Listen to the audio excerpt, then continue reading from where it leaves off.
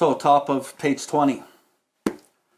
So our very lives as ex-problem drinkers depends on our constant thought of others and how we may help meet their needs.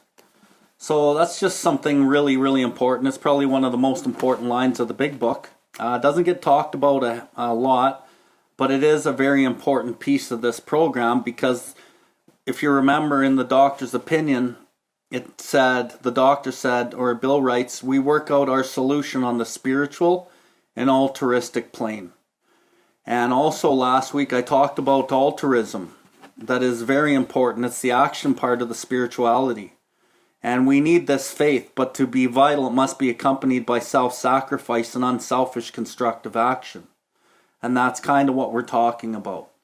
So my very life as an ex-problem drinker depends on my constant thought of others and how I may help meet their needs.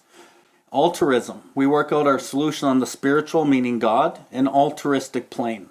The altruistic plane is really, really important to understand. Altruism means unselfishly devoting oneself to the welfare, happiness, and well-being of other people. And when we first start this program, we're not doing altruism. We're doing the action of altruism, but we're not actually altruistic ourselves, because we're doing it out of necessity because my life depends on it, as this line alludes to. But if I keep on doing this act of altruism, even though I'm doing it very selfishly because I want to stay alive, I kind of grow in this. And it's the same as growing in humility, which is the main principle of the whole program. And as I grow in this altruism, I get to the middle phase of altruism, which is I start feeling good from it. And I notice when I feel shitty, I reach out to somebody, or I talk to a sponsor, or I talk to a sponsee, or I go do work with somebody, or chair a meeting. It kind of sets me up and lifts me back on my feet, and I get some value out of that, because now it starts making me feel good. But there's still a pretty selfish component to it, right? Because I'm just doing it in many respects because it makes me feel good. Sometimes I'm doing it because it's the right thing to do, but it's mostly because it makes me feel good. But then we keep doing it, and then we get to the place where we're actually working in altruism. I don't think twice about picking up the phone when a sponsee calls. I don't think twice about, seeing the chair empty at a meeting and jumping in the chair. I don't think twice about helping somebody. And that's kind of the goal of the program, is get to the altruistic portion of altruism, because it's where the real gifts are. And it's very similar to the 3 phases of humility. And they tie exactly together. First stage of humility is humiliation. Second stage of humility, and I like to call this about step 6, is humbled through pain. I learn through being humbled through the pain of learning and trying and making mistakes, but they're not really mistakes if I'm learning. And then as I keep doing that step 6 pain, I get to a place where I just understand that God's will is the way to go, and I surrender to just doing the right thing in most areas of my life, and that's genuine humility, a sincere desire to seek and do God's will as I see it. So, you may have already been asked yourself, why is it that all of us became so very ill from drinking? Doubtless you are curious to discover how and the why, in the face of expert opinion to the contrary, we have recovered from a hopeless condition of mind and body. If you're an alcoholic who wants to get over it, you may already be asking, what do I have to do? Well, it's the purpose of this book to answer such questions specifically. We shall tell you what we have done. Before going into a detailed discussion, it may be well to summarize some points as we see them. How many times have people said to us, I can take it or leave it alone, why can't he? Why don't you drink like a gentleman or quit? That fellow can't handle his liquor. Why don't you try beer and wine, lay off the hard stuff? His willpower must be weak. He could stop if he wanted to. She's such a sweet girl, I think he'd stop for her sake. The doctor told him that if he ever drank again it would kill him, but there he is, all lit up again. Now these are commonplace observations on which drinkers hear all the time. Back of them is a world of ignorance and misunderstanding. We see that these expressions refer to people whose reactions are very different from ours. So what I like to talk about in that last little paragraph, okay? Now these are commonplace observations with drinkers hear all the time. Back of them is a world of ignorance and misunderstanding. we see that these expressions refer to people whose reactions are very different from ours. So that's why it's really important to stay connected to God-centered 12-step pillars in the program. That's why it's important in general to be in contact with other alcoholics. Because your average person, your average so-called normal person, will not actually understand how the alcoholic mind works. Like, they don't understand that we can't just always make decisions the same as a normal person. Like, my ex-wife can make a decision, just with logic and however she makes her decisions, and it doesn't affect her life. But me, when I make decisions, I make them from a very selfish and self-centered place, and I usually can cause myself, some pain somehow, and I usually will cause somebody else pain. I'm the kind of guy that'll, feel the need to go buy something when my money's already spent for things that I actually need. But here I am buying a new car or a new boat, or I'm spending money frivolously because I get relief out of it, right? And that's why it's important to talk to God-centered 12-step pillars and just be held accountable and stay connected, because they don't understand us. And even a counselor who's not an actual addict or alcoholic, even a psychologist who specializes in this area, they just don't understand. That's why psychologists and psychiatrists and all these type of people don't really do well with the alcoholic. We argue on a deeper level than you understand, and it's really important for your sobriety that you get in touch with your fellow alcoholics. Anyway, moderate drinkers have little trouble in giving up liquor entirely if they have good reason for it. They can take it or leave it alone. Then we have the certain type of hard drinker. He may have the habit badly enough to gradually impair him physically and mentally. It might even cause him to die a few years before his time. But if a sufficiently strong reason, ill health, falling in love, change of environment, or the warning of a doctor becomes operative, this man can also stop or moderate, although he may find it difficult and troublesome, and may even need medical attention. But what about the real alcoholic? He may start off as a moderate drinker. He may or may not become a continuous hard drinker, but at some stage of his drinking career, he begins to lose all control of his liquor consumption once he starts to drink. Here is the fellow who's been puzzling you. I like to stop there and go, no, the alcoholic's not the guy that's puzzling me. It's the moderate drinker. He puzzles me. It's the heavy drinker who can actually stop. Those are the guys puzzling me.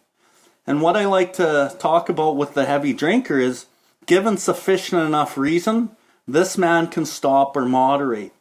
If if he's going to lose his wife, or if he's going to lose his job, or if he's in ill health, these guys can usually stop or moderate. Might be a little difficult for them, but they can usually handle stopping on their own. But what about the real alcoholic? Well, this is the guy that can't stop. This is the guy that no matter what, no reason can stop him. And he might have sufficient reasons. For myself, I had 3 daughters. I had $1 million house. I had a business that I built for 15 years. I had everything. And I couldn't stop using, right? I couldn't stop. I ended up, when my marriage was crumbling, and my wife's like, dude, what's going on? I said, yeah, I'm gonna, in my head, I'm like, yeah, I gotta straighten this out. I'm not gonna burn my relationship down. Yeah, my business is kind of going sideways. I gotta get this in alignment here, and I'm gonna hire someone to help me. And I did everything, but I couldn't stop using. And I just burned it right to the ground, right? And not everyone has to burn it to the ground. They just have to identify that they're powerless, and you don't have to keep digging, right? My pride and my fear of outing myself is what drove me right to the very bottom. Some people can get out from under it quicker, but I was so prideful. My pride and fear held me back, and I ended up having to be beaten to a pulp to come here. And the one thing, as we talk about this, I'm going to flip quickly to page 52, and just because it's on this subject. This is where what I call are the step 0 promises. They're called the bedevilments in the big book of Alcoholics Anonymous, but I like to call them the step zero promises, because these are the promises we almost all come here with, guaranteed. And if we don't work a solid program, we will have most of these promises still. And if we flirt with these promises, we're liable to drink. And the program actually solves these promises. Okay? We had to ask ourselves, why shouldn't we apply to our human problems the same readiness to change our point of view? Here it is. This is the first one. There's 8 of them. We're having trouble with personal relationships. Check. We couldn't control our emotional natures. Check. We were prey to misery and depression. Check. We couldn't make a living. Check. We had a feeling of uselessness. We were full of fear. We were unhappy. We couldn't seem to be of real help to other people. So there's 8 of those promises, and there's guaranteed promises that most of us have all had when we got here. But I wanted to point out the one thing here, we couldn't seem to make a living. Just that one thing. Even though they'll have everything else, they'll be powerless, their life is unmanageable, and this is the unmanageability of alcoholism. But making a living, having a job, will keep people from admitting they're alcoholic, because it just seems like they're not alcoholic because they're able to keep a job. But they can have 7 of these other things and still be miserable and not be able to stop drinking. And why do I drink? Why do I end up drinking? Well, it's because of these promises. This is what I feel like. This is the spiritual malady. This is what needs to be treated. And for me, yeah, the obsession's great and the allergy's great. And it's not a 2-fold, it's a 3-fold, and it's about the spiritual malady. And like I talked about last week in the doctor's opinion, the first thing he starts with is, we are restless, irritable, and discontented. That's what this is. This is the spiritual malady, the unmanageability of my life. Unless I can again experience the sense of ease and comfort that comes at once by taking the first few drinks. Yeah, I get ease and comfort at once. And all of these problems, these step zero promises, go away right now for a minute. But the problem with me is I'm alcoholic, and once I put that in my system, then the phenomenon of craving kicks in, and I'm not drinking to escape these anymore. I'm drinking to overcome a craving, a bodily craving beyond my mental control. And I can't stop. And the spree might go on for a day, it might go on for a week, might go on for years. And there are men that make the supreme sacrifice out of the phenomenon of craving rather than continuing to fight. The supreme sacrifice is death, right? So just to tie all that back in, I'm going to go back to page 21. So what about the real alcoholic? He may start off as a moderate drinker. He may or may not become a continuous hard drinker. But at some stage of his drinking career, he begins to lose all control of his liquor consumption once he starts to drink. Here's the fellow who has been puzzling you, especially in his lack of control. He does absurd, incredibly tragic things while drinking. He is the real Dr. Jekyll and Mr. Hyde. He is seldomly mildly intoxicated. He is always more or less insanely drunk. His disposition while drinking resembles his normal nature but little. And we can all relate with that. He may be one of the finest fellows in the world, like we all are. But you let him drink for a day, and he frequently becomes disgustingly and even dangerously antisocial. And I like that antisocial. I'll ask my sponsees all the time, well, what do you think that line means? And they're like, well, you know, I shut the door and I pull the blinds down and I just isolate. Well, no, if you look at the line a little more, let him drink for a day and he frequently becomes disgustingly and even dangerously antisocial. It's any type of antisocial behavior. Like, if a guy's at the bar, some guys get really drunk at the bar and they get really disgustingly sick and they're hanging on women and they hit on every woman and it's disgusting. And that's antisocial behavior. They end up getting knocked out usually because of it, right? And guys will often go to the bar and they'll fight. Or you get indignant, or you just get really antisocial behavior, and women have the same thing, right? So it's not just about isolating, it's disgusting antisocial type behavior. What type of behavior is not socially accepted, right? He has a positive genius for getting tight at exactly the wrong moment, particularly when some important decision must be made or engagement kept. He is often perfectly sensible and well-balanced concerning everything except liquor. But in that respect, he is incredibly dishonest and selfish. He often possesses special abilities, skills, and aptitudes, and has a promising career ahead of him. He uses his gifts to build up a bright outlook for his family and himself, and then he pulls the structure down on his head with a senseless series of sprees. And that's pretty common. You know, your average alcoholic is going to do that and go through the cycle. He'll stop for a bit, he'll build things back up, and then he'll go on the spree and then tear it down on his head. But what I want to highlight here is also the defective character sprees. As we talked about last week in the doctor's opinion, I have a spiritual malady. I'm restless, irritable, and discontent. But I can't reach for the drink anymore because I understand step 1, but I don't really understand the program. So I'm restless, irritable, discontent, unless again I can experience some kind of ease and comfort that comes at once by acting out in lust, acting out in anger, acting out in gambling, in greed, in self-pity, in whatever the defect is or the action is. Because I will build things back up, and then I'll pull the structure down on my head with a senseless series of sprees. Guys destroy their marriages through sprees of lust. Women destroy their marriages through sprees of lust when the drink and the drug's not even around. Men and women also destroy their lives through gambling.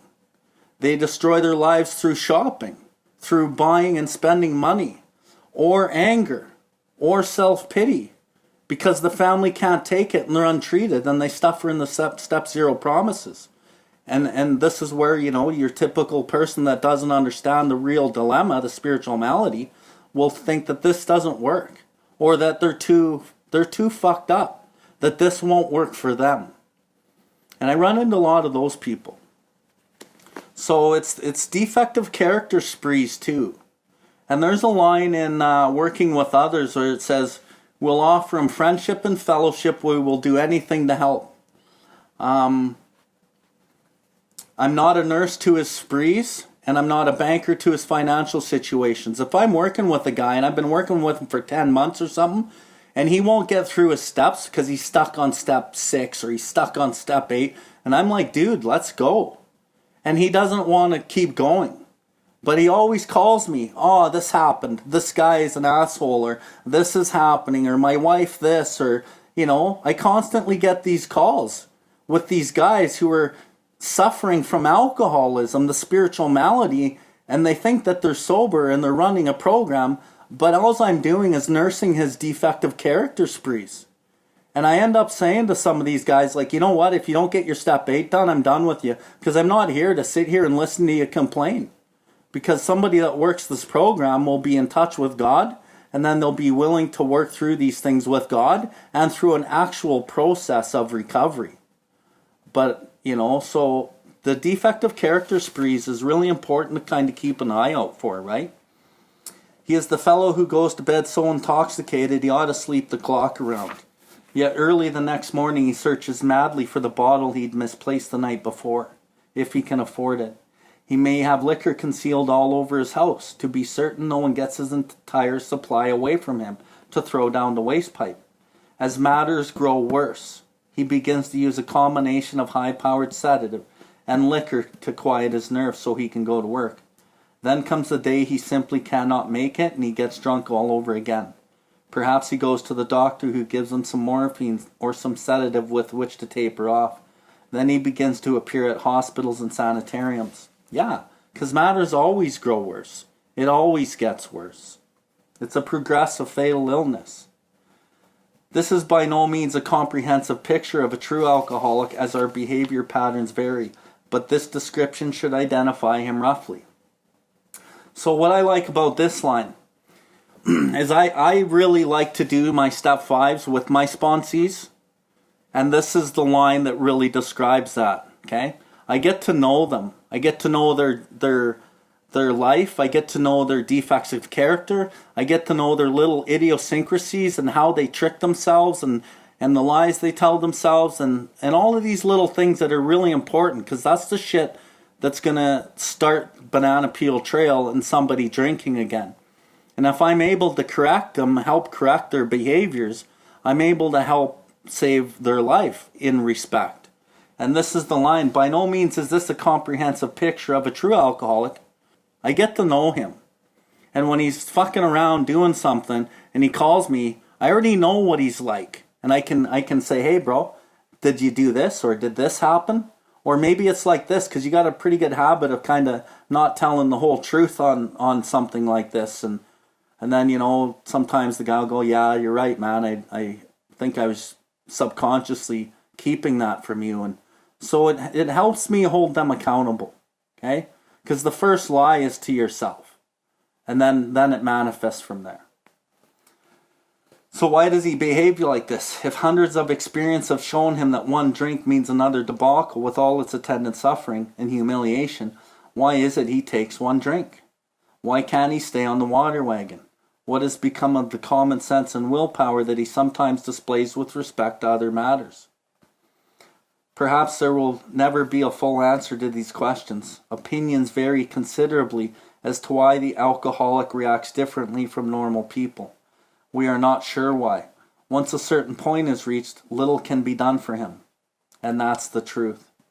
We cannot answer the riddle. We know that while the alcoholic keeps away from the drink, as he may do for months or years, he reacts much like other men. We are equally positive that once he takes any alcohol whatsoever into his system, something happens, both in the bodily and the mental sense, which makes it virtually impossible for him to stop. The experience of any alcoholic will abundantly confirm this. These observations would be academic and pointless. Yeah, so all of these observations that we're looking at and talking about, right, would be academic and pointless if our friend never took the first drink. But he does. Why does he? So all that information we just read is all great. Academic and pointless if our friend never took the first drink. But he does.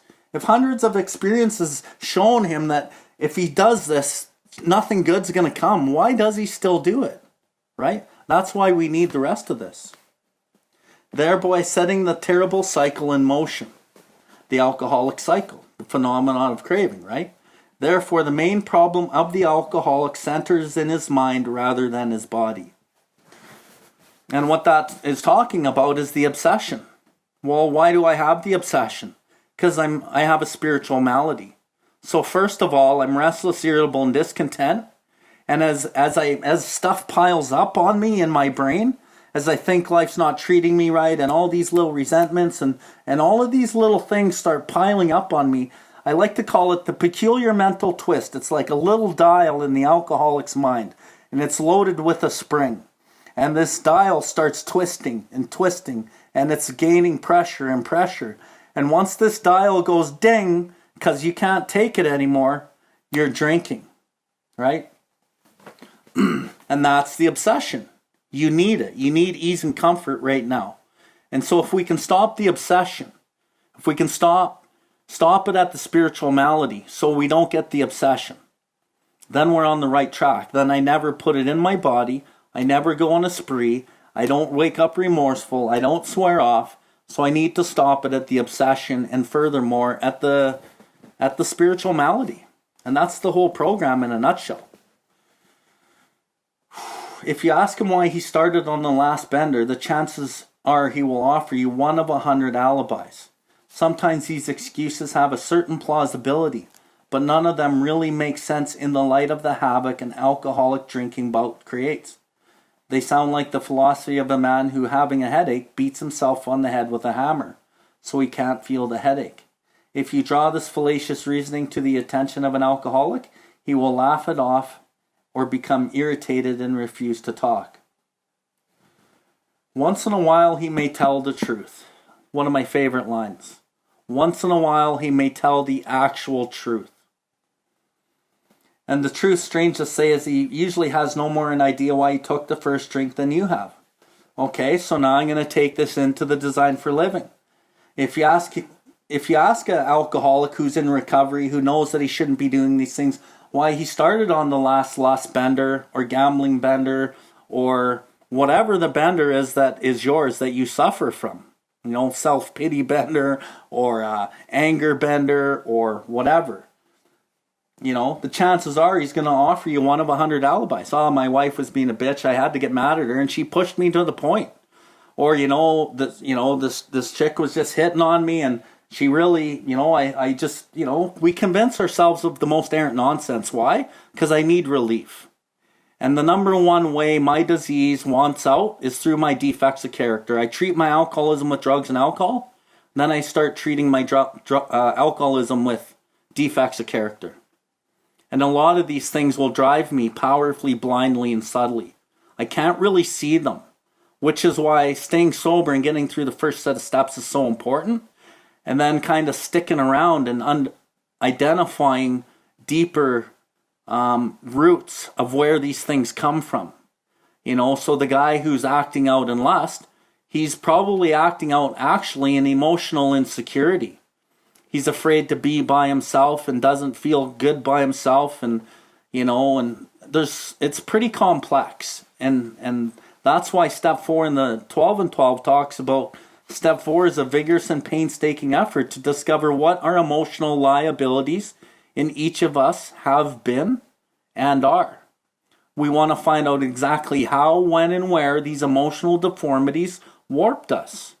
Why am I using these things to the extreme? We wish to look squarely at the pain and unhappiness these things, these defects, these emotional deformities have caused us. Without a willing and persistent effort to do this work, looking at it, trying to find the root, not just the branch, there will be little sobriety for us or contentment in life. So at first I see guys drink and drug over because they're not willing to work on the defective character flaws that made the problem drinkers of us in the first place. Then people that do get some time in, they don't get really on the beam in this recovery thing because they're not making a willing, persistent, and constant effort to find out what the roots are. And sometimes the roots reveal themselves after a year, 2 years, 3 years, 4 years, 5 years. But you got to stay sober and you got to be working a solid program. Otherwise, these things will always come back and they will always haunt you. Your defects. Why am I still angry? I've been sober 10 years. Why am I still acting out in lust and I've been sober 10 years? Why can't I control this, right? And when you think about acting out in anger, you emerge remorseful. You swear off. You wish you didn't do it. And then at a certain point, you have no effective mental defense against anger. Why? Because you're suffering a spiritual malady and you need relief, and this person needs to hear what I got to say. Or you'll act out in lust, and at certain points, you have no effective mental defense against lust. It drives you powerfully, blindly, and subtly. Why? Because I'm living in a spiritual malady and I need relief. And I succumb to the desire again. And boom, I'm acting in lust. And then I wake up remorseful. I swear off and I feel like shit. The more that I feel like shit, the more I'm tempting rolling backwards downhill. And what I also want to highlight, I wouldn't normally get to this part until we agnostics, but God gave us an inner guidance system. He gave us our intuition and our pure guidance system. And it's called the heart, and it's called love, and it's intuition. When I go against what actually I know is right, I have to drink. If I keep going against what I know is actually right and wrong, and I keep doing it's deep, right? You know what's right, but you do it anyway, and then you justify it. And you have to drink. Because your internal guidance system is getting convoluted with lies, and that is the essence of who you are, which is why this program is a program of truth, finding out the truth of who you are and listening to your truth at any cost. The problem is the society's indoctrinated us, ingrained all these other lies, these belief systems outside of us that are supposed to make us happy. And this is supposed to be the way it is. And other people are doing it, so we just see it and it looks normal. But as we get in touch with our true self and start listening to that voice, we're now working with the guidance system, which is, in the Bible, it's called the mark. Aim, it's the mark, it's the bullseye. It means it aims me, it guides me. But when I miss the aim or I miss the mark, in the Bible it's called sin, missing the mark. If I miss the mark too much, I have to drink because my guidance system is getting convoluted with bullshit and it doesn't really like it. And that's all from the heart, that's all from the inner resource. None of that's from the brain. And the brain is what learns everything that's not good, if that makes any sense. So, once in a while, the alcoholic will tell the truth. And the truth, strange to say, is that he has no more idea why he took the first drink than you have. Some drinkers have excuses with which they are satisfied with part of the time, but in their heart of hearts, they really do not know why they do it. Once this malady has a real hold on them, they are a baffled lot. There is the obsession that somehow, someday, they will beat the game, but they often suspect they are down for the count. How true this is, few realize in a vague way that their families, friends sense that these drinkers are abnormal. But everybody hopefully awaits the day when the sufferer will rouse himself from his lethargy and assert his power of will.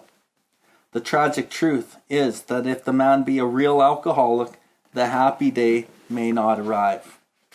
And that's that. There's couldn't be more of a truth in this book. He has lost control. Very important coming up. At a certain point in the drinking of every alcoholic, he passes into a state where the most powerful desire to stop drinking is of absolutely no avail. This tragic situation has arrived in practically every case long before it is suspected.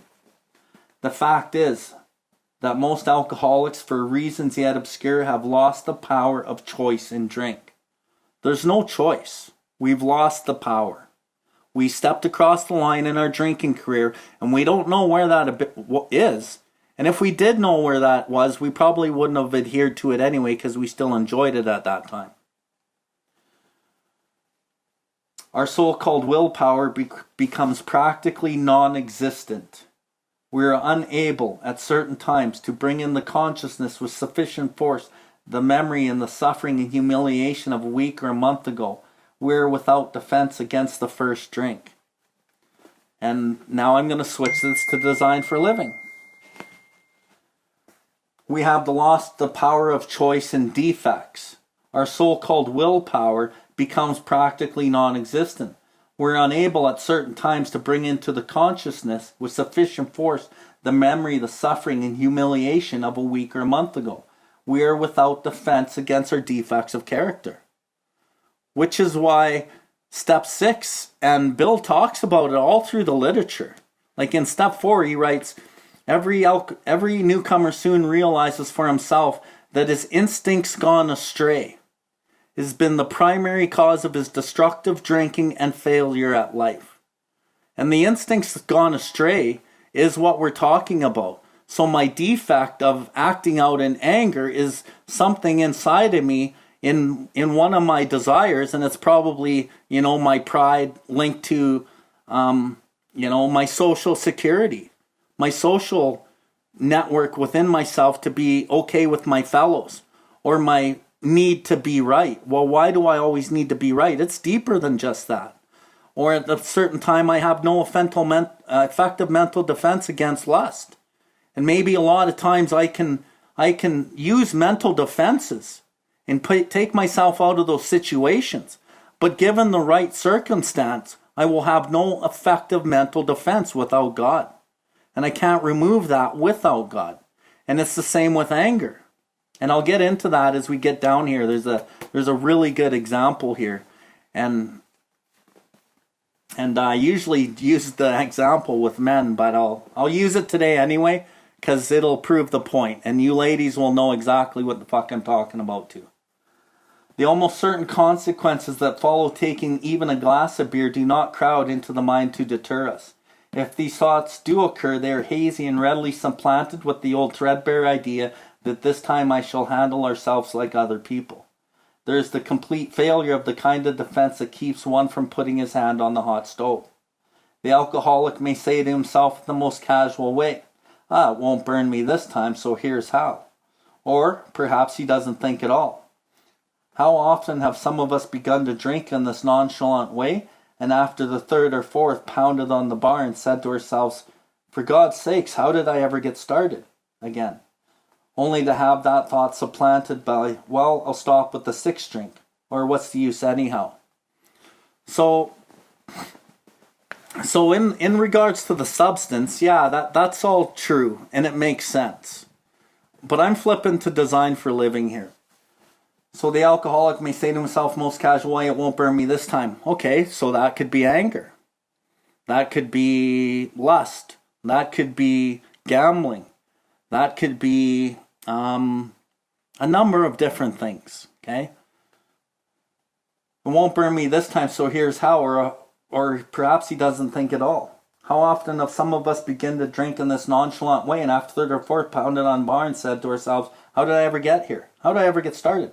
Only to have that thought supplanted, well, I'll stop at the six drinks, or what's the use anyhow? Okay, let's use anger first. Okay? I've done no work on anger. It's been one of my issues. I've been sober for 2 years, and anger just keeps plaguing me because I haven't become entirely willing to work on it. And I just think removing the alcohol and the drugs is the main problem, and I feel a little bit better, but I still wonder why I'm running into people and I build resentments and things just aren't always, that guy seems like it's not plaguing him. This guy says that his anger's left, but I'm not doing anything and my anger still plagues me. So, and this is how it works. I'm restless, irritable, and discontent. And in the moment, this thing will drive me powerfully, blindly, and subtly. So someone's talking to me, I'm talking to them, and then they start saying things I don't like. And then in my head, I'm like, okay, I don't really like what this guy's saying. And I know that I really shouldn't act out in this because I feel like I'm getting angry. But then he keeps talking and he says a couple more things that piss me off. And then I realize, you know what, I am going to say something. And this is all split second shit. I am going to say something. And I start saying, you know what, bud? You know what? You can just get fucked, okay? And then in my head, I'm the guy here going, how did I get here? And then I'm like, in my head, I'm like, you know what? I'm already here now. I'm just gonna tell him what I really think because he needs to know. And then I get even more angry and I start hitting him with both barrels. And then I'm the guy pounding at the bar, right? How did I ever get started? Only have that thought supplanted, well, I'll stop with the sixth drink. Well, I'm just going to stop with calling him an asshole and then I'm out of here. And then I fire some more at him and then I just unleash on him. Because I'm drinking for oblivion in respect to my defects of character. But I had no mental defense and I knew that I didn't want to use it and I know that it's not right. But if I don't have God in these areas of my life, I don't have a choice. I will succumb to the desire again. And then what do I get out of anger? I get power. And in the moment of the power, I feel good. And I get relief. But then I emerge remorseful. I leave that and I feel like a bag of shit. And I swear off. And I wish I didn't do it. But if I don't take some work and do work on that, it'll happen again. And it keeps happening until I work at it. And the old saying, what you resist will always persist.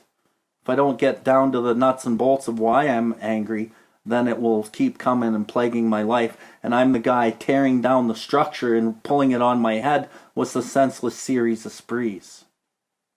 Now I'm going to use another example. And this is not, I don't want to offend anybody. There's a sexual connotation to this one. But it's just the truth. And we all have sex problems. We'd hardly be human if we didn't. So I'm going to use this in just the respect that I want to show you what I'm talking about with another defect. So, for example, and this is not a true story, it's a made-up story, but I use this story with my sponsees, and it's so effective. And the women, when you're listening to this, you can put yourself like on a different flip side, because women are usually playing a little bit different role, okay? So, let's just say, for example, and like I said, this is made up. let's just say I have a really good buddy in the program, and we hang out all the time. But I'm I've done some work on lust, but I've never actually taken it to God. I just kind of know that this is wrong, and I just push it aside, and I kind of keep myself out of scrapes. And every now and then I'll fuck it up, but for the most part, it's not causing me a lot of pain. Or if it is causing me pain, it's not causing me pain in the program because I'm smart enough not to use it there. So I use it out in the other part of the world. But then, I'm hanging out with my buddy, and we're hanging out at his place, and he's got, let's just say, a 19-year-old sister, and she's over visiting. And I know her, but I don't know her that well, but I know her pretty good. And my buddy's phone rings, and it's one of his sponsees. And he's like, dude, I got to take this, and I got to actually go. I'll be back in a couple hours. And I'm like, okay, bro, I'll just hang out waiting for you here. Well, his sister's there, and she's pretty, She's not ugly. I'm not going to throw rocks at her. And she's having a couple drinks. And I know I can't do anything, and I don't even have the thought of doing anything. So I'm sitting there, and she's talking, and she's having a couple drinks, and next thing you know, she fucking moves closer to me, and maybe like even puts her leg on me or something. And I'm the guy going, oh, this is not good. What the hell's happening here? And I'm the guy at the bar and saying to myself, how did I get here? Like, what's happening? And I don't do anything. Why? Because I'm not listening to what I should be doing. And I kind of like this, so I'm kind of getting a little bit of a pleasure out of this young lady putting her leg on me. And then she moves over and she starts making some moves, and now she's like unzipping my pants. And I'm just like, holy fuck, this is so terrible, but I'm not stopping it, right? Next thing you know, I'm getting a blowjob. And I'm the guy at the bar going, holy shit, how did I get here? Fuck, this is so bad. Then I'm like, you know what? I'm here anyway. I may as well fucking go for the whole fucking 9 yards. Then I fucking go for it. And then I'm getting the power, and I'm getting the relief, and I'm getting some ego out of this. And then it's all over. And then I'm just like, holy fuck, that's so bad. That should have never have happened. And I'm so remorseful, guiltful, and shameful. And then I end up ruining my relationship with my buddy, and end up ruining my relationship with my own family, and like the amount of damage that these defects can cause. But I'm the guy who's, I nonchalantly, and then I'm pounding at the bar, and then I'm fucking going at it full force, drinking to oblivion. Unless I get God into these areas, I will suffer and cause myself a lot of pain. And if I keep acting out in these things, that's the thing. If I don't get these things in check, this is what made a problem drinker of me in the first place. When I create so much inner turmoil with my inner voice and my inner aim guidance system, I have to drink. I have to drink. And I work with so many sponsees, and I'm like, dude, you had to drink. You're not even truthful with yourself. You're not listening to your inner voice, your inner guidance system. You have to drink. And unless you start trying to clear the channel and finding out your true self, your true voice, and who you really are and who you want to be, you'll have a hard time getting sober, bro. So this is why we talk about the pains of drinking before sobriety and inner turmoil before serenity. Acting out in defects, I'm not going to be serene. I'm not going to have that contentment. I'm not going to have that glow in my life. I'm going to keep seeking relief from things outside of me. When this sort of thinking is fully established in an individual with alcoholic tendencies, he has probably placed himself beyond human aid. Unless locked up, he may die or go permanently insane. These stark and ugly facts have been confirmed by legions of alcoholics throughout history. But for the grace of God, there would have been thousands of more convincing demonstrations. So many want to stop but cannot. There is a solution. There is a solution, written in italics. And this is it. I'm going to ask a question, and I'm going to ask from the floor to answer it. Almost none of us like the self-searching, leveling of our pride, the confessions of our shortcomings, which the process requires for successful consummation. Bill's talking about some steps there. What 2 steps is he talking about? Anyone? 4 and 5. So back out right on. So the solution to me even staying sober, even having a chance at staying sober, begins at step 4 and 5.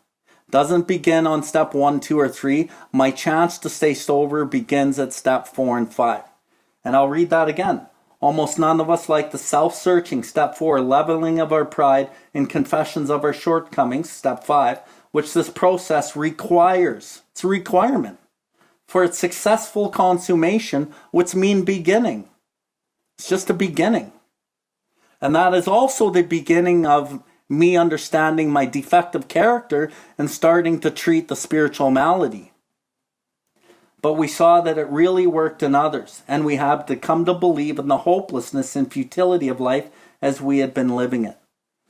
And what I want to talk about there is we saw that it really worked in others.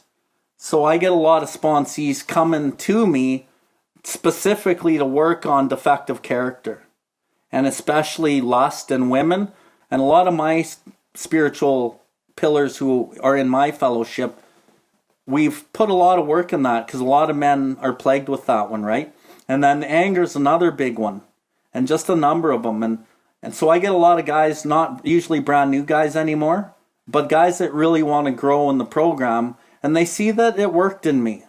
And I talk about lust and I talk about anger all the time because those are ones that I had to really go through and fight through. And there's some other ones too, but those are the two biggest ones, okay? For me. And whatever yours are what yours are. And when you know what they are, then, to me, as we started, there's a solution. An illness of this sort, and we have come to believe it is an illness. We have to take responsibility for our illness. At a certain point, it's like, I have to take responsibility for this disease I have. And part of taking responsibility, in my opinion, for the disease is if alcohol is but a symptom, then what am I taking responsibility for? For me and my actions and my behaviors, and trying to find out what the roots are and why I do these things. And yeah, there's a lot of pain and it's not a lot of fun. But if once you get through the stuff, the feeling and the connection with God and how much it lights you up and just all of these benefits that you can't see when you're not there and you don't know. And what you don't know is what you don't know. But what's more important than what you don't know is what you don't know. Fuck it, right? It's so much more important to understand that there's so much growth. And you can never find the end of spirituality because it doesn't have an end. And the spiritual awakening is it's all these little pieces. These little tiny pieces, little aha moments, these little learning processes, these little trying something different and going, wow, that's the spiritual awakening, and it never ends. And in step 11, our thought life will be placed on a much higher plane when our thinking is cleared of wrong motives. And if you understand anything about the levels of consciousness, the upper levels of consciousness is fucking where we want to be. That's where the gold is. That's where love exists. That's where contentment, peace, and serenity, that's where that shit exists. And if you can get up to those levels, you recoil from the hot flame from the world of the material. And you don't disrespect the world of the material. You just have a way different view on money and status and material goods. And they become tools to work at the higher plane for God. But we saw it really worked when others, and we had to come to believe in the hopelessness and futility of life as we had been living it. When therefore we were approached by those in whom the problem had been solved, there was nothing left for us but to pick up the kit of spiritual tools laid at our feet. We have found much of heaven, and we have been rocketed into the fourth dimension of existence, of which we had not even dreamed. The great fact is just this and nothing less, that we have had deep and effective spiritual experiences which have revolutionized our whole attitude towards life, towards our fellows, and towards God's universe. The central fact of our lives today is the absolute certainty that our Creator has entered into our hearts and lives in a way which is indeed miraculous. He has commenced to accomplish those things for us which we could never do by ourselves. So I'm just going to touch on that whole paragraph. It's one of my favorite paragraphs in the whole big book. The great fact, and it is a fact, and it's nothing less, that we have had deep and effective spiritual experiences that have revolutionized our whole attitude towards life, towards our fellows, and towards God's universe. And to me, those are kind of barometers.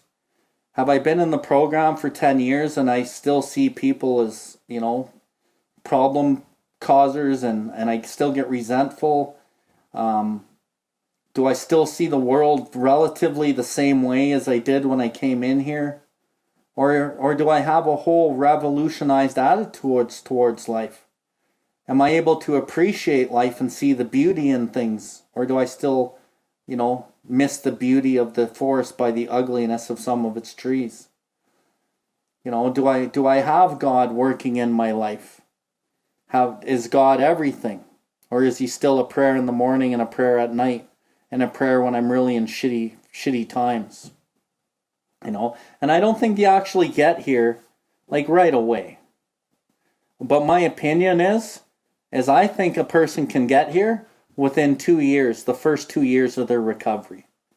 I think altruism and a lot of change in character can happen when somebody really wants to change. There's a line in step 7 in the 12 and 12. It says, to be willing to work for humility takes most of us a long, fucking long time. A whole lifetime geared to self-centeredness will not be set in reverse at once. And that's the truth.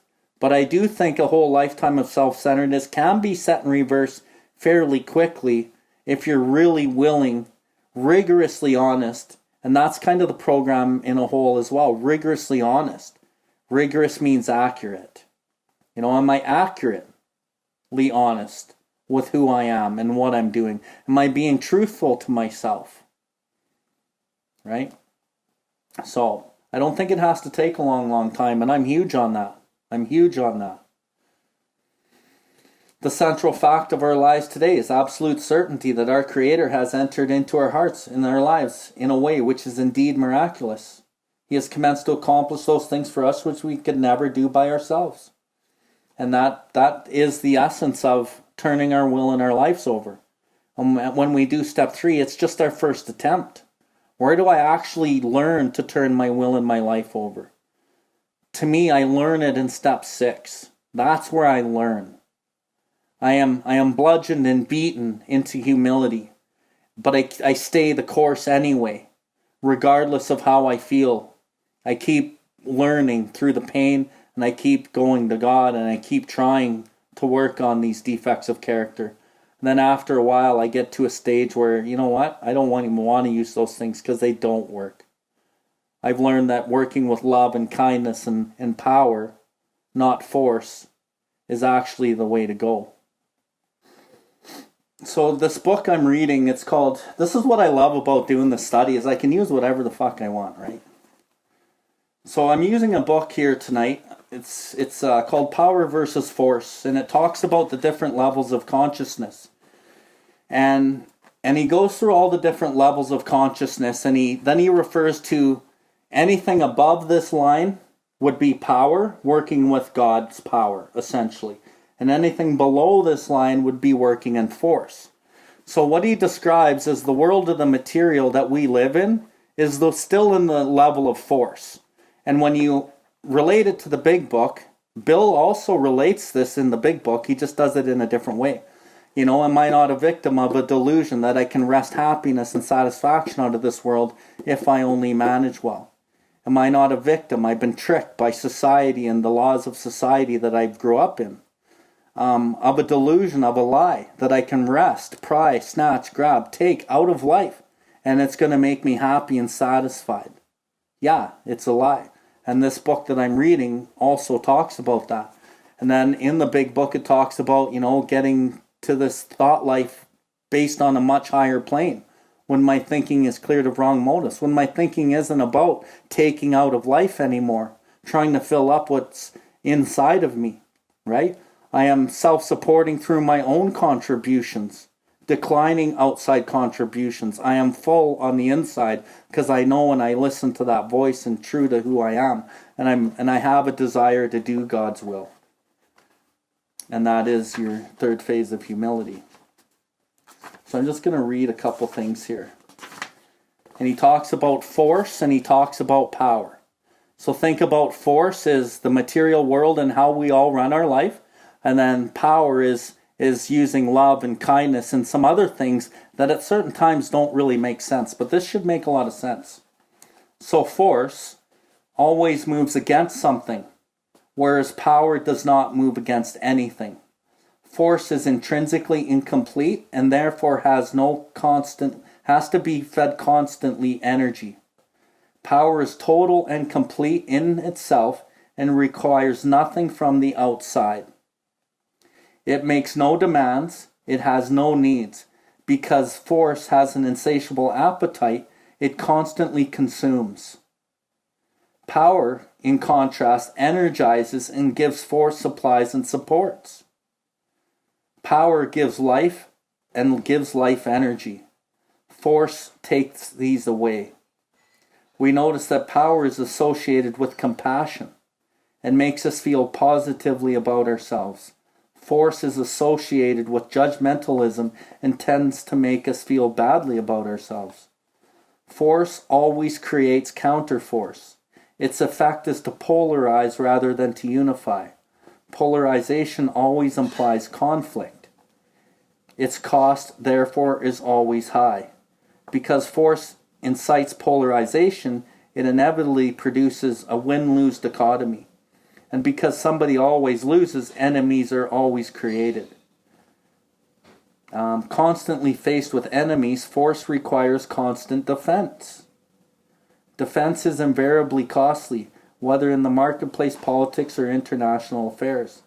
In looking for source of power, we have noted that it is associated with meaning, and that this meaning has to do with the significance of life itself.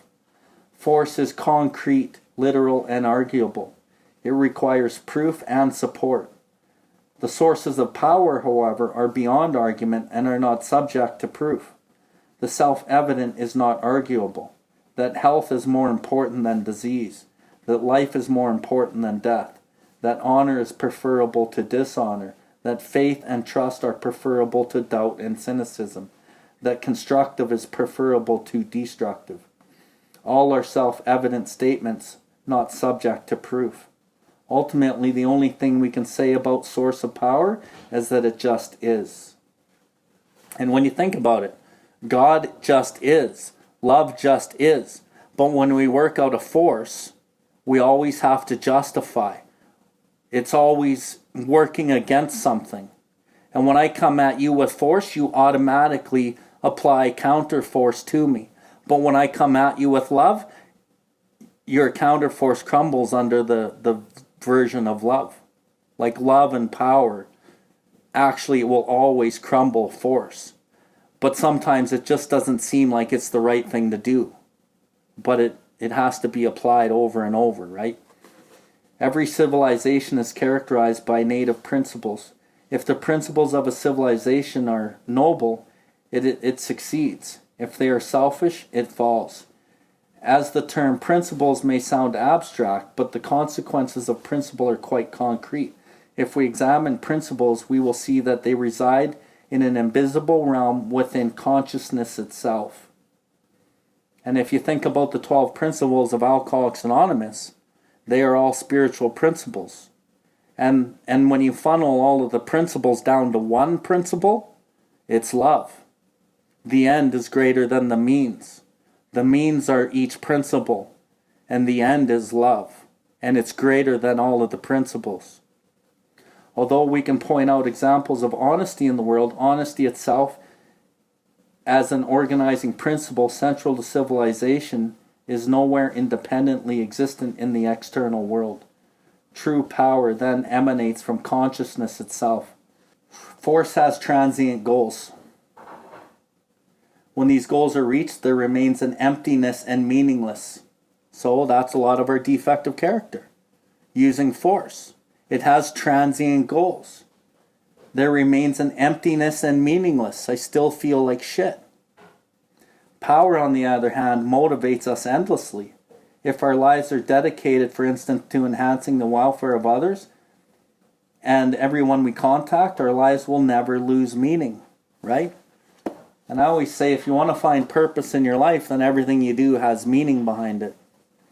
And if everything you do has meaning, and you trudge the road with love and with meaning, then your purpose will always reveal itself.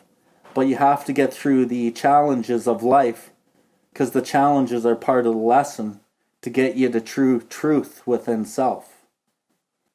For me, the best way to gain this information is on YouTube.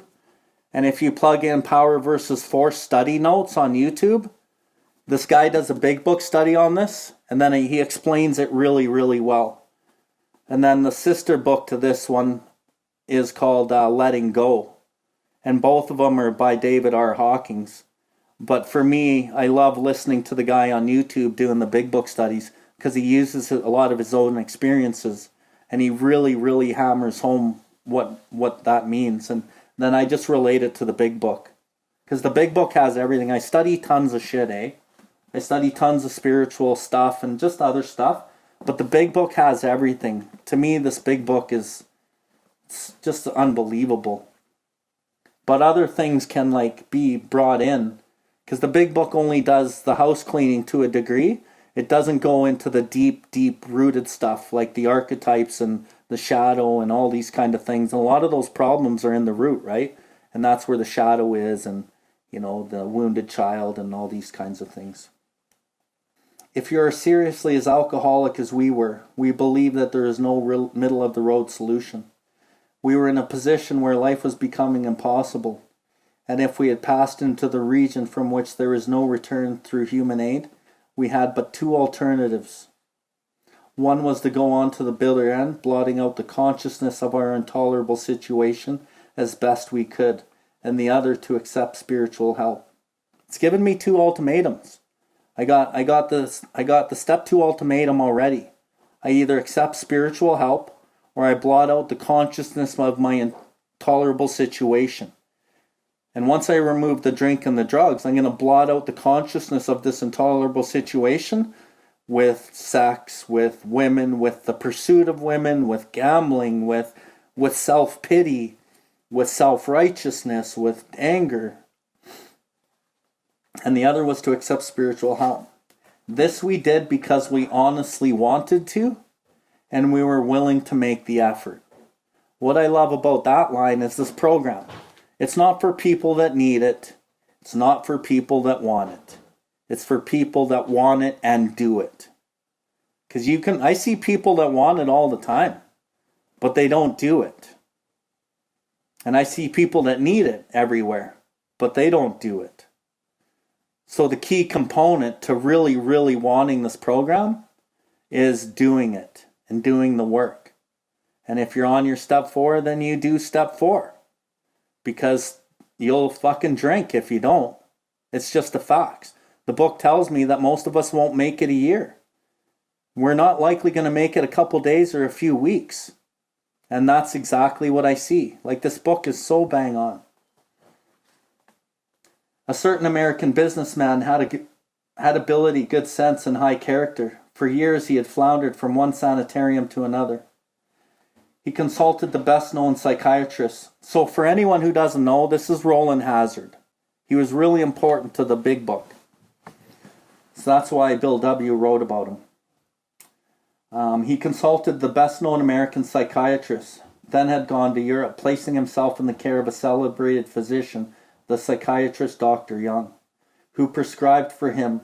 Though experience had made him skeptical, he finished his treatment with unusual confidence. His physical and mental condition were unusually good.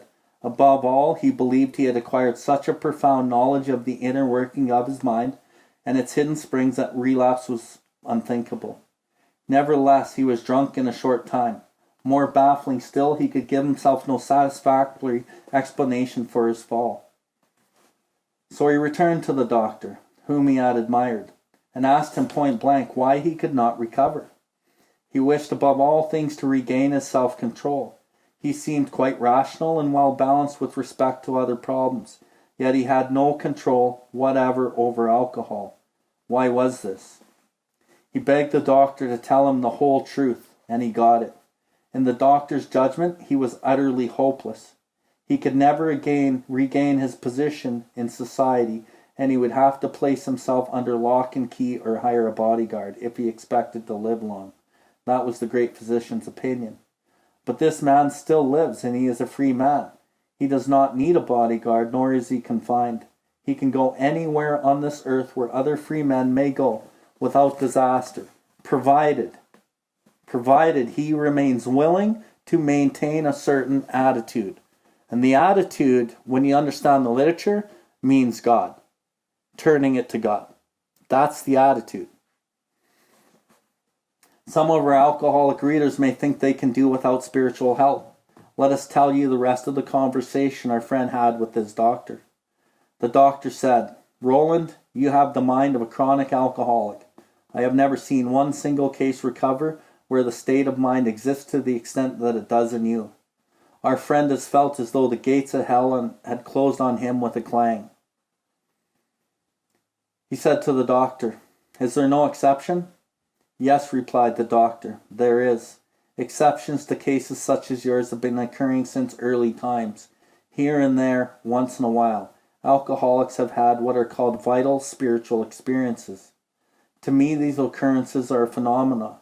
They appear to be in the nature of huge emotional displacements, rearrangements, ideas, emotions, and attitudes which were once the guiding forces of the lives of these men were suddenly cast to one side, and a completely new set of conceptions and motives begin to dominate them." Okay, what is that actually saying? This is the psychic change required for me not to get drunk. This is the psychic change that allows me to have the revolutionary outlook towards God, my fellows, and God's universe, and life itself. This is where it happens. Well, what are we talking about? The vital spiritual experience. Well, it's a personality change, as it says in the back of the book. Strong enough to promote recovery from alcoholism. To me, these occurrences are phenomena. They appear to be in the nature of huge emotional displacements and rearrangements. A lot of that stuff is the roots that we're talking about. Getting into the roots. Ideas, emotions, and attitudes. These are my ideas of how I think life is and what stories that I've told myself. What emotions do I create based on these displacements and rearrangements of my subconscious? And these ideas and these feelings that come up, my emotions, that I will act on and drink over. And the attitudes, my old ideas, which were once guiding forces. These are the things that have been guiding my life. These ideas, emotions, and attitudes guide my life. And if I don't cast these things aside and allow a whole new set of conceptions begin to dominate me, I'm probably going to drink. Why? Because I'm going to run my life like I always did. And if I do what I've always done, I get what I always got. And I'm going to get drunk like I've always gotten. And where does this change happen? It doesn't happen in step 3. Okay? It does not happen in step 3. This is my first attempt when I take step 3. To turn my will and my life over. I don't even know what it means. But where's the surrender in step 3? Because I'm not surrendering really when I get there. Because I don't even know what my will and my life is. Well, I do the 4 and I start seeing it. I do the 5 and I get some feedback on it. And then I become entirely willing in step 6. Step 6 is the surrender step to God. That's where I learn surrender. And by the time I've learned surrender, I'm actually living in surrender in step 7. And when you understand the difference between step 6 and step 7, you'll know what I'm talking about. Everyone thinks step 6 and 7 are the same. They couldn't be more different. They're both based in humility. They're both based in God's will. But I'm learning humility and I'm learning to turn over my life to God in step 6 with a willingness. Any person capable of enough willingness and honesty to try repeatedly without reservation, step 6, has indeed come a long way spiritually. And through the pain and humiliation and seemingly mistakes that I make along the way learning, I finally realize that my will is no good. And then I surrender to God's will in step 7, which is why the step 7 prayer ends with amen. And the step 7 prayer says, I am now willing. Whereas the step 3 says, I offer. Step 7 prayer says, I go from here to do your bidding. Means you tell me what to do and I'm going to do it. Amen. Yes, that is truth. I signed the deal, God. Step 3 is, may I? It's a possibility. So through the learning between there, I come to this realization and surrender to God. And when you look at the literature, step 7 literature, it is actually saying a lot about 6 and 7. New perspective, step 7. This gaining new perspective was unbelievably painful, step 6. It was only by repeated humiliations that we were forced to learn something of humility more than a condition of groveling despair. Yeah, but I had to go through the step 6 pain first, right? I needn't be bludgeoned and beaten into humility anymore. I don't need the step 6 beaten and bludgeoning anymore. It can come quite as much from my voluntary reaching for it, step 7, as it could come from unremitting suffering, step 6. In AA, we looked, we listened, we saw pain and misery transformed by humility. Step 6, humility, pain and misery, transformed into priceless assets. But this admission price is purchased more than we expected. It brought a measure of humility that we soon discovered to be the healer of pain. Step 7, humility, the desire to do God's will. That's why step 6 is so important. But it's so small in the book, but it's the most massive step.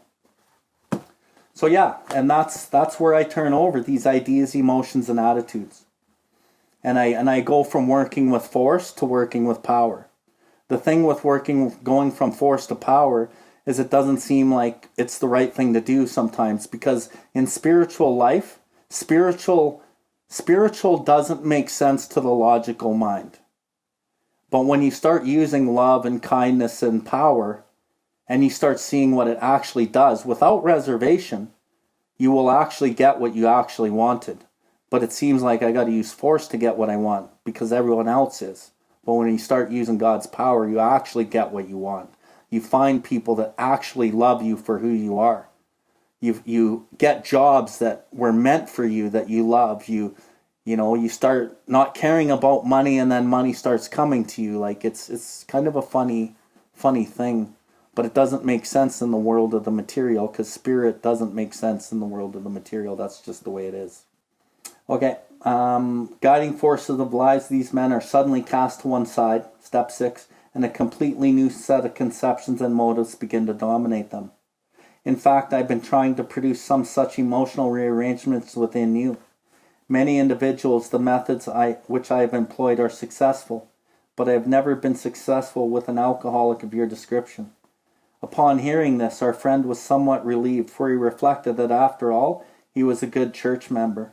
This hope, however, was destroyed by the doctor telling him that while his religious convictions were very good, in his case, they did not spell the necessary vital spiritual experience.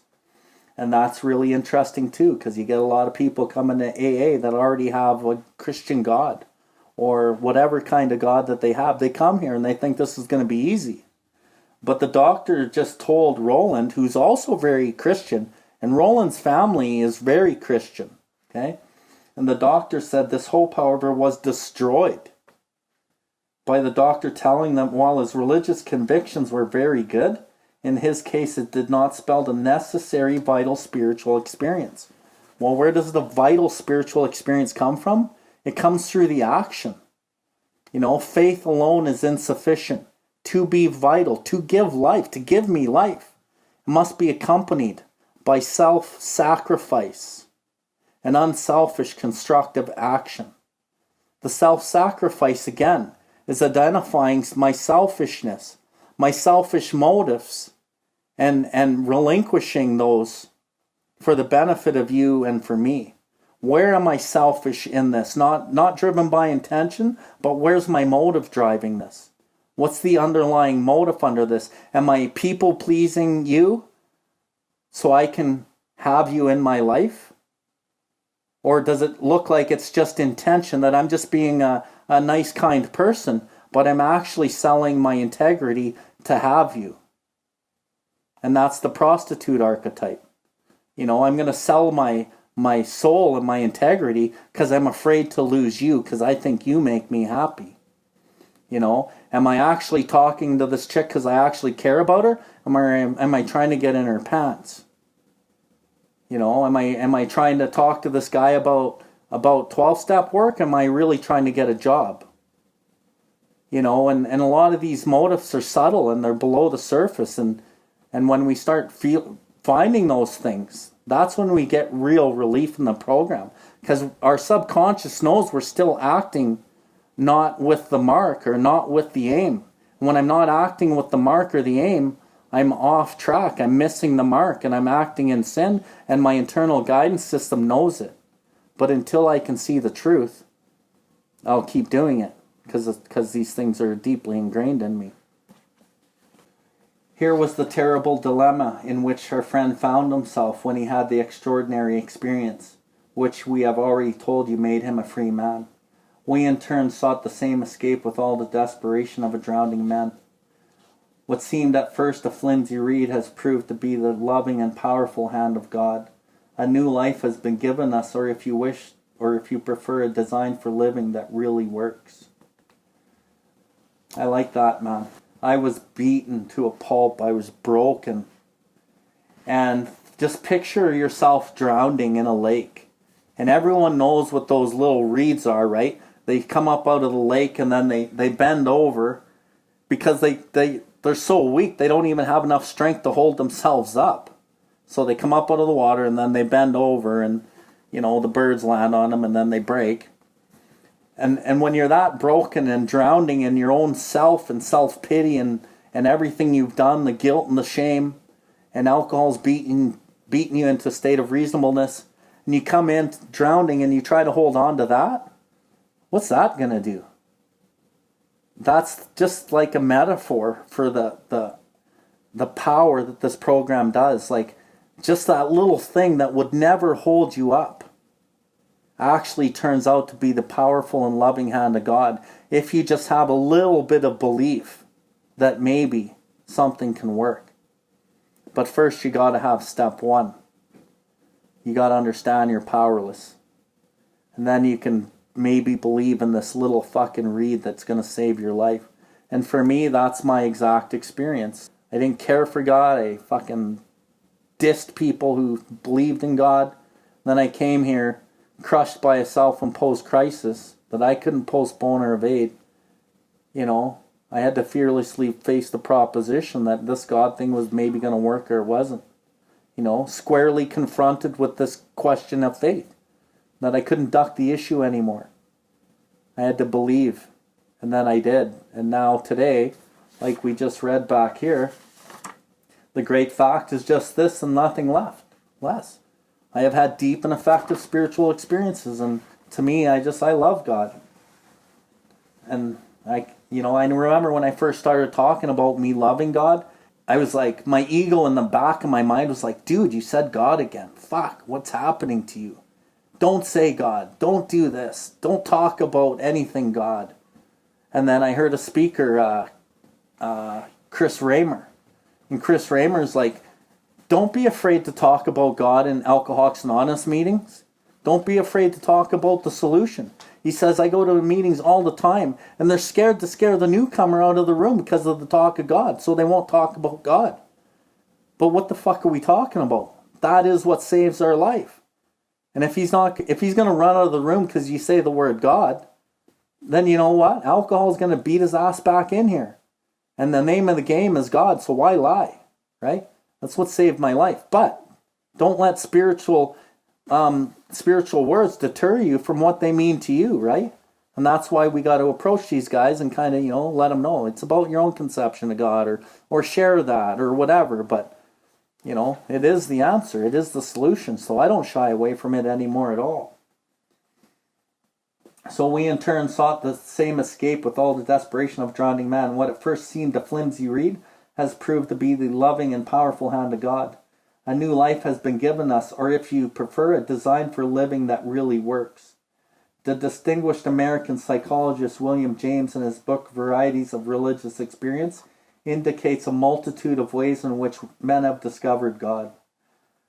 We have no desire to convince anyone that there is only one way by which faith can be acquired. If what we have learned and felt and seen means anything at all, it means that all of us, whatever race, creed, or color, are the children of a living Creator, and with whom we may form a relationship upon simple and understandable terms, as soon as we are willing and honest enough to try. Those having religious affiliations will find nothing disturbing to our beliefs or ceremonies.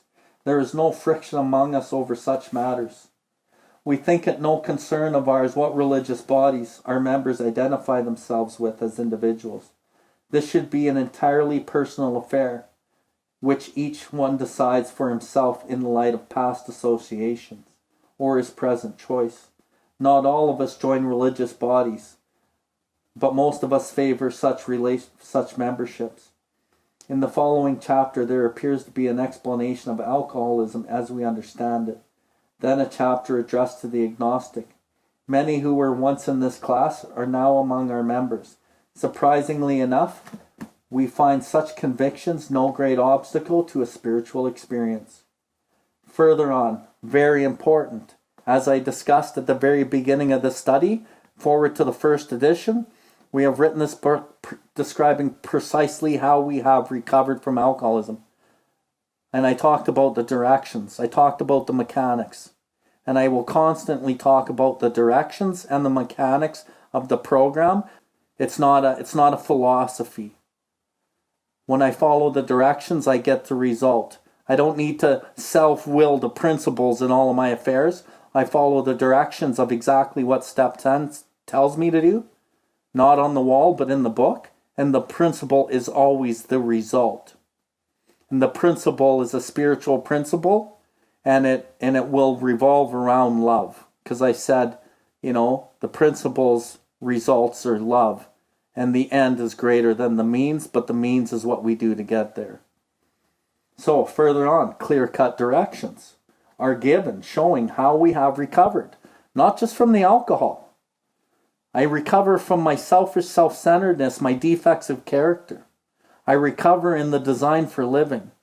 I follow the plan outlined in this book, and I will be launched into a fourth dimension of existence that I can't even dream, and I will never want to drink alcohol again.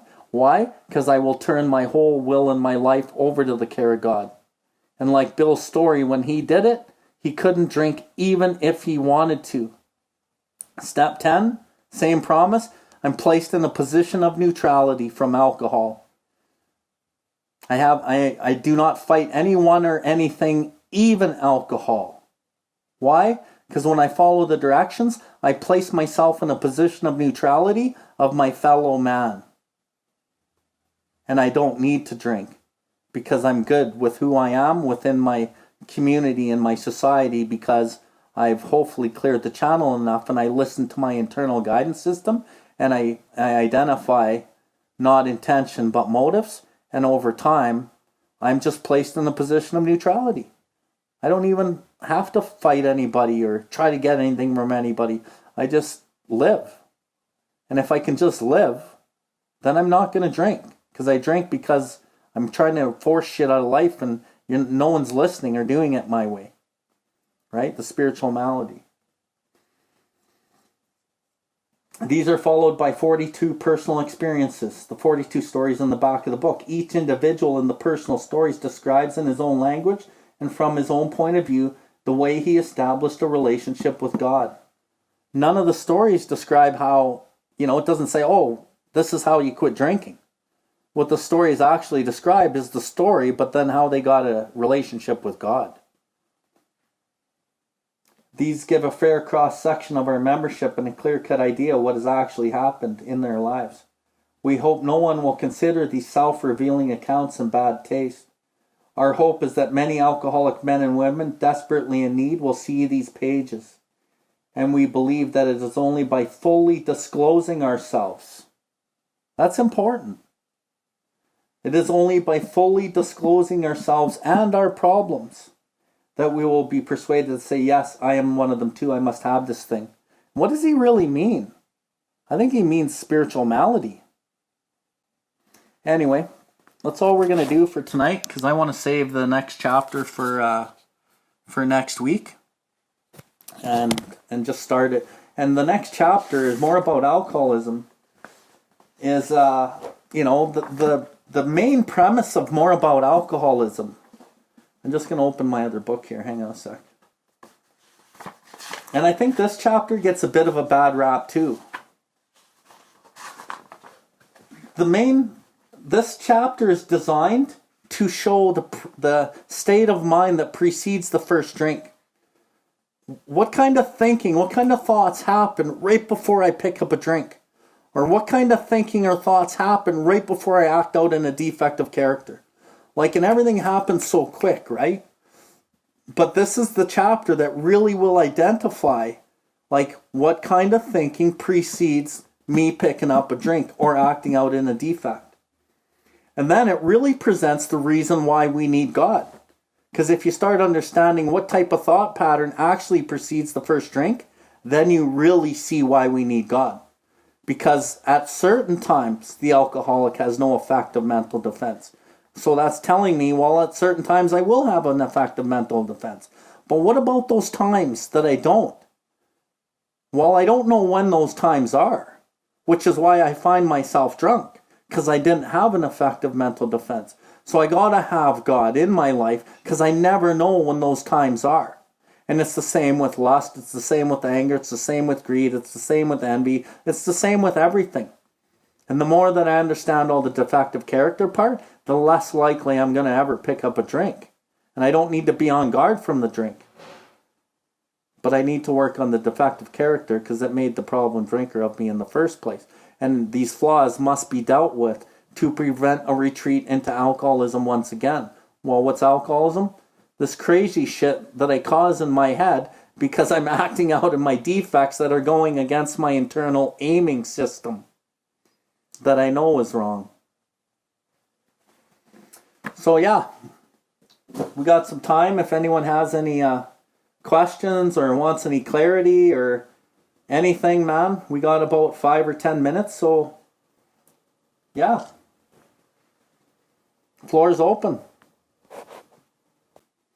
Yeah, or at least trying. And a sincere desire to do God's will doesn't mean we do it perfectly. But it means that I'm really willing to change. And I'm going to do everything that I can to try to change. But if I keep reverting back to old behaviors, because I still enjoy them too much, that's the boy. The step that separates the boys from the men. The boys are going to still keep fucking around, self-seeking, doing things and still hurting people with no real regard for the other person just because they want what they want, right? Whether it's the woman or a girl or a man or a boy. And the man will seek to strive for the perfect objective, God objective, which is love and kindness, compassion, forgiveness, and whatever the spiritual principles are, right? Well, I think you're on the right track, and I'll do the same thing. I will, if I know there's a couple newcomers or whatever, I will use higher power, I'll use creator, I'll even say, I say God, but I mean my grandma. Then I'll explain why grandma's my God. And so, yeah, you're on the right track. And, yeah. So, for me, personally, when I first started sponsoring, I would take them at that point when I saw that. So now I've just developed my own system, and I may take them there at any point, maybe at the very beginning. It all depends on if they're brand new or if they're retreads and they're in and out for 20 years, or I have a different approach. But what I only do when I do it is I only read the first paragraph and I just say, this is a personality change, bro. That is the spiritual awakening. And if you work hard at the elimination, these ideas, emotions, and attitudes, and I really focus on the defective character. And so I just developed my own little system over sponsoring, but typically I would go there wherever it has the asterisks. Well, until you get that in alignment, then you're going to feel shitty. And until you start bringing it up with sponsors and becoming like totally willing to change, then it won't change, right? So since I've done so much hard work in this area, I haven't had I haven't had any major problems with lust since I really, really worked on it. I'm not saying that it doesn't want to go, but with God in my life, I'm on the beam, and I just do what's right, and I don't act out in it, and I don't hurt people, and regardless of what other people may say or think, it doesn't matter, because I know what the truth is, right? Like, even my ex-girlfriend didn't believe certain things, but it doesn't matter to me because I know the truth, right? And I don't need to justify what's right. I don't need to justify what's right. If I'm good with my pillars and I'm good with God and I'm good inside, at the end of the day, other people may judge, other people may make up shit in their head, but I know what the truth is. And when I walk with truth, then I'm good, and I don't need to feel that inner shit. Even though I may want that thing, I can't change the outside of me. I can only change the inside. So you align that within self, but it takes a lot of hard work, bro. It takes a lot of pain, and it takes great fucking willingness. Yeah, and it's a growth period, right? And so you gotta fucking in meditation and prayer, and you gotta dig deep, because the fear of not having that stuff, because there's so much relief and there's so much ego in it, and it feels good, but in your internal guidance system that you need to align with, it will constantly cause you fucking guilt and shame and feel inauthentic, and until you feel authentic, then this will be an issue, right? So, it takes a lot of work, bro.